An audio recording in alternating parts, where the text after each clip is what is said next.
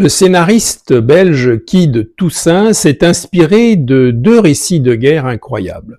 Celui du japonais Hiro Onoda, ce fameux soldat nippon qu'on avait oublié sur une île des Philippines, celui qui ne voulait pas croire à la fin de la guerre, qui n'a été retrouvé qu'en 1974, près de 30 ans après la défaite japonaise.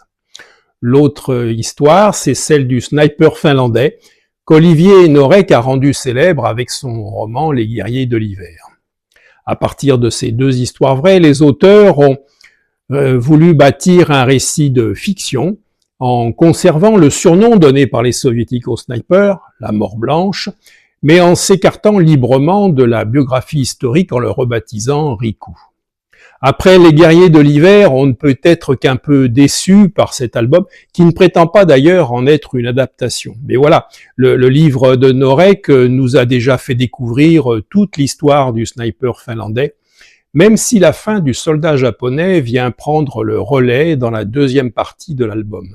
Un album qui ne fait qu'une 60aine de pages et qui traite trop rapidement et de la guerre contre les soviétiques et de la fin d'un sniper hanté par ses fantômes.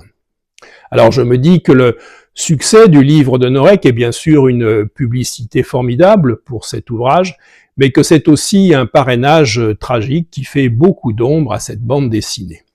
Le dessin aurait pu sauver la mise, mais Olgado ne s'est pas vraiment lâché dans les paysages blancs de neige, sa mise en case est un peu trop sage et les planches enneigées trop rares. Ne manquez pas de lire la chronique complète et cet album, quand même, bien entendu, et je vous dis bon voyage en Finlande.